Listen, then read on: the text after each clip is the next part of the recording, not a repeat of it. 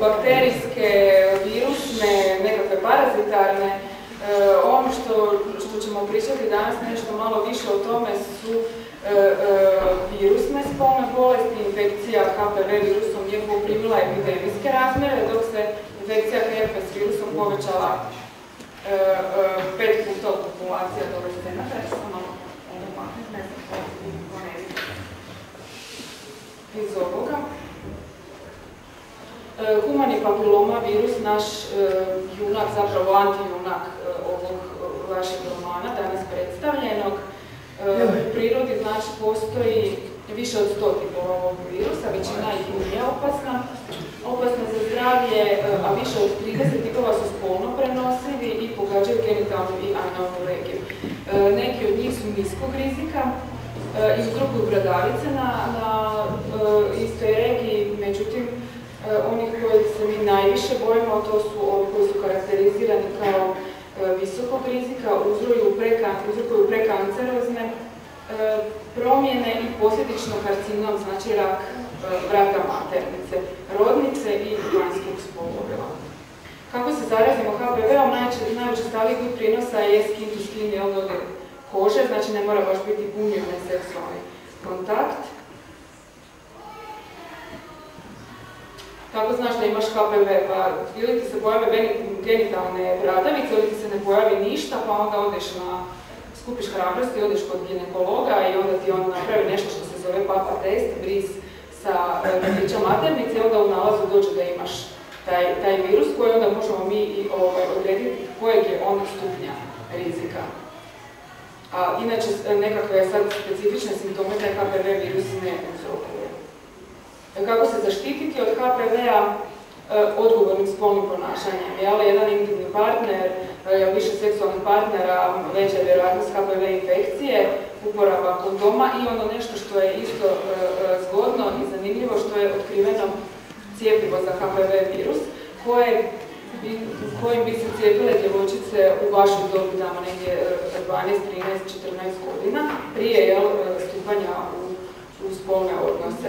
Nažalost, ono još nije u našem redovnom programu cijepljenja. Herpes simplex, to je isti onaj virus, zapravo sličan onaj koji imate na usnici, tako može biti na genitalijama. Nevolja je u tome što on jednom tu kad se naseli ostaje trajno prisutan i pojavi se svaki put kod smanjenog imuniteta. Virus hepatitisa B, dobra vijest je što ste se cijepili protiv njega u 6. razredu, čini mi se, a loša vijest je što on ima jednog brata koji se zove virus hepatitisa C, za kojeg trenutno nema cijepiva, a isto se prenosi spolnim kontaktom i krvno.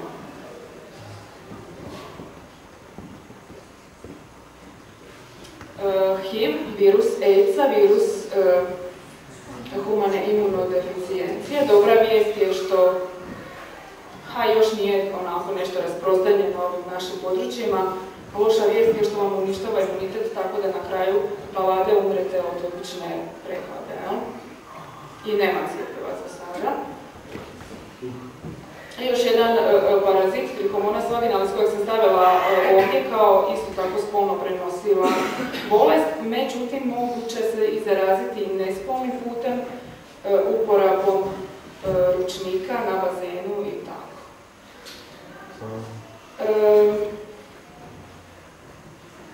To bi bilo otprilike tako nešto što sam ja zamislila, ne bi vas sad duže zadržavala, žao mi je što nismo uspjeli, eto nam se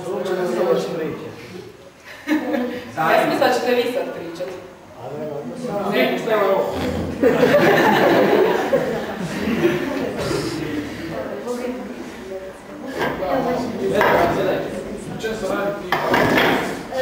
Evo ovako, ostalo nam je još malo vremena za pitanja koja ste vi pripremili sa svojom učiteljicom iz biologije, učiteljicom Ivanom Dolaček. Nje ovdje nema danas, ali ja joj od srca zahvaljujem na pomoći. Pa evo, niste se baš iskazali u pitanjima, iskreno, morali smo puno toga odbaciti, što samo znači da ne znate razgovarati o ovoj temi i tako dalje. Pa ću ja sam odabrala, doktorica se ništa ne treba previše bojati, nisu strašna pitanja. Evo ovako, jedno pitanje koje se meni onako dosta svidjelo. Kaže ovako, šteti li pušenje našem reproduktivnom i spolnom zdravlju? Apsolutno da da, tako, pa to valjda mi svi već znamo, a još pogotovo s obzirom na nekakve zabrane, s obzirom na to da pušenje više nije nekako opće prihvaćeno ponašanje, čak dapače, uopće više nije ni lijepo, ni dobro, ni poželjno. Znači, eto, odgovor na ovo pitanje vam je da. Zatim kaže ovako, možemo li zatrudnjeti ako koristimo kondom?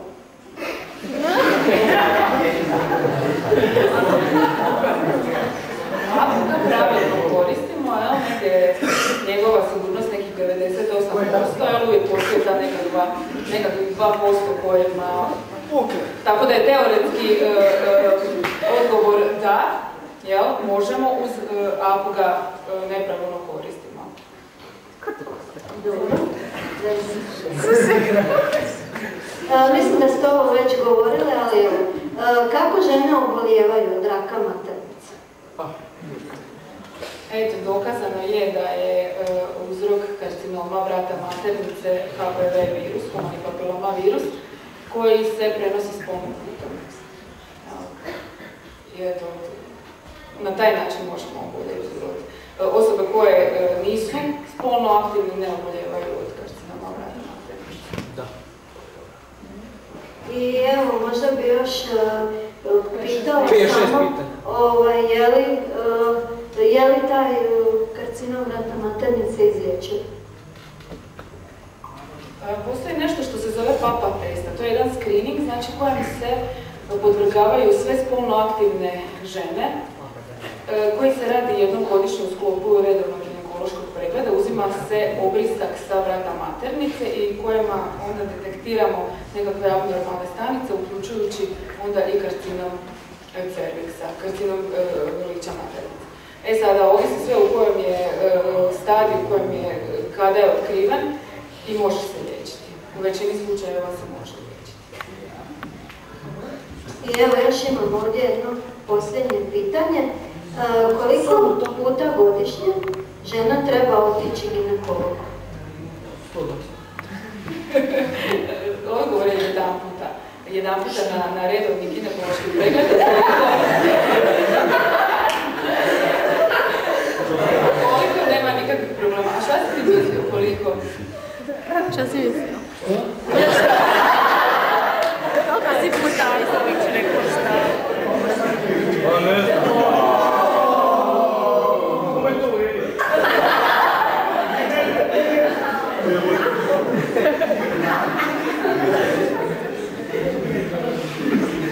Eto, čuli smo, znači, zdrava žena, odgovor je jednom godišnje.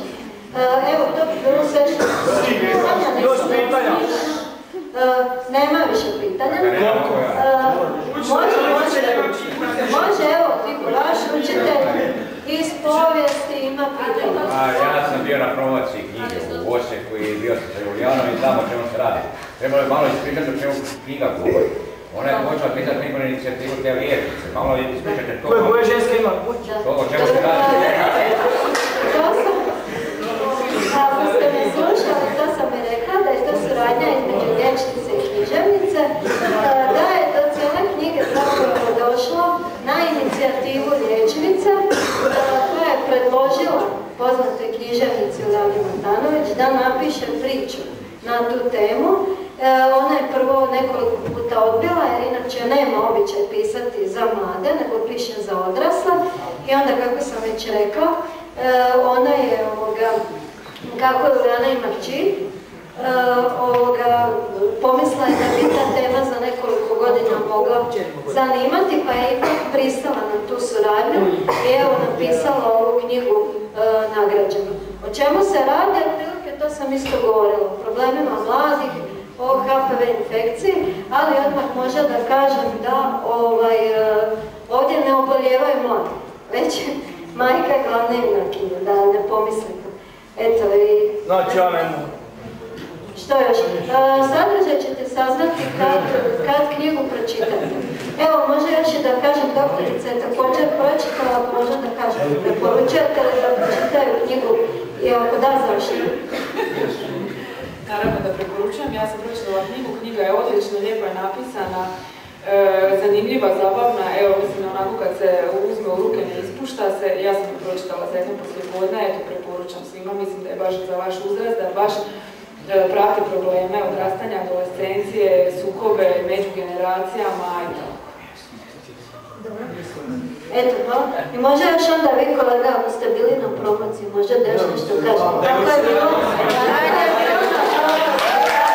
Vrlo iskreno, ustup 3-4 puta se udavala i svaki puta je sve napisala što je doživljava. Baba se udavala, službeno, ali bilo je ona i Sarajlija i Koplar i Saša Koplar i Goran Rem, ja malo više znam, mislim, buduće je poznamo. Ali mislim da smetno što se ovdje djevojke se smiju, a niste svjesni koliko je ovo ozbiljna tema i niste uopće slušali. Danas sutra ćete zapamtiti ovaj što je doktorica govorila. Danas sutra i osobito gledamo one plave djevojke, svijetle puti. Izbjegajte sunčanje, bježite od sunca. A ja imam razloga zašto vam to kažem. I doktorica pretpostavljena, zašto govorim. Zbog melanoma, sigurno. Znači, i sunčanje, solari i tako dalje. Znači, nije samo ovdje opasnost, ima i drugih opasnosti. Kad je već o rakovima. Još možda samo da pitam, ako imate još neko pitanje o knjizi, nešto vas zanima, možete pitati, ako ne, možemo polako i završiti.